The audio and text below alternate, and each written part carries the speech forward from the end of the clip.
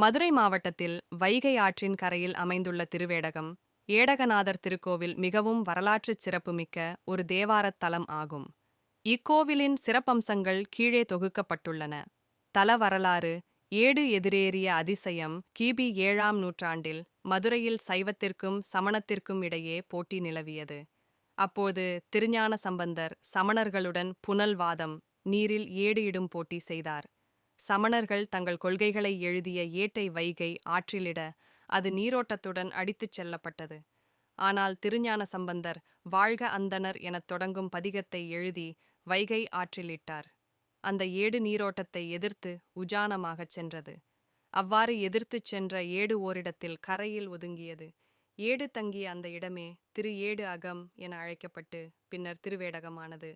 முக்கிய தகவல்கள்: மூலவர் ஏடகநாதேஸ்வரர், சிவன் சுயம்புலிங்கம், அம்பாள் ஏலவார் குழலி, சுகந்த குந்தளாம்பிகை, ஊர் திருவேடகம், மதுரை சோழவந்தான் சாலை, தல விருட்சம் வில்வம், தீர்த்தம் பிரம்ம தீர்த்தம் மற்றும் வைகை தனிச்சிறப்புகள்.